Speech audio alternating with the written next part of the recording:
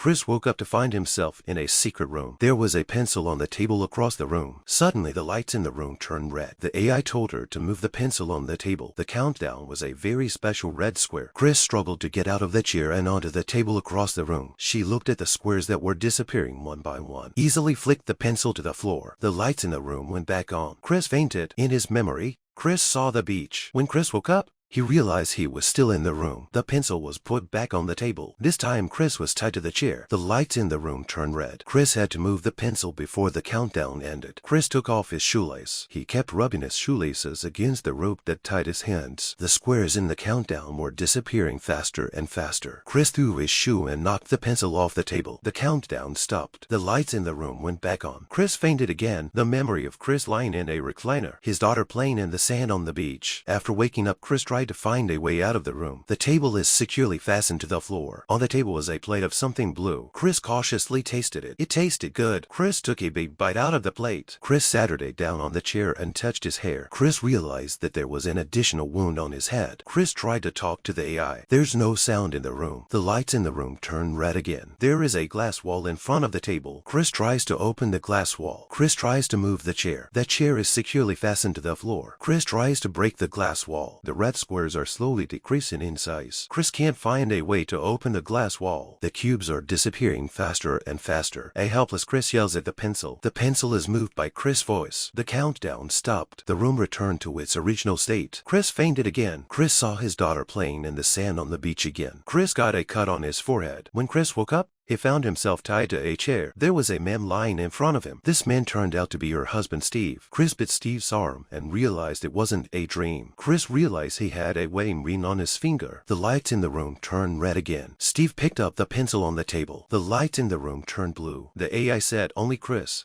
could do it, and Steve couldn't help. Steve put the pencil back. The light in the room turned red. Steve tried to untie Chris. Chris yells at the pencil. The pencil snapped in two. The room went back to the way it was. Chris realizes his ear is bleeding. Chris passes out again. Chris saw Steve sitting next to his daughter. When Chris woke up, he found 2 bottles of water and a plate of food on the table. Steve gave Chris a bottle of water. Chris was lying on the floor. Chris remembered his daughter again. Chris knocked the plate out of Steve's hand with a yell. Chris dreamed he was lying on the beach. His daughter, who was playing in the sand, disappeared. Chris woke up and found a bucket and a ball on the table. The lights in the room turned red. Chris had to put the ball into the bucket within a time limit. Chris tries to control the ball with his mind. Steve tries to unscrew the screws under the chair. Chris tries to unscrew the screws under the table with his mind. The screws under the table start to loosen. Chris taps the chair with his finger. The first screw is pulled out. The small square with a countdown timer slowly disappeared. Chris unscrews the screws faster and faster. Steve tries to push the table in front of Chris. Chris uses his mind to control the table to come to him. Chris' ears began to bleed. The ball was successfully placed in the bucket. The room was restored to its original state. The scene of his daughter playing on the beach reappeared in Chris' mind. Chris and Steve started to eat. Then Chris completed various challenges, turning a book with his mind, carrying sand with his mind, controlling glass bottles with his mind, painting with his mind, making sand sculptures with his mind. With each day's training, Chris was able to accomplish difficult tasks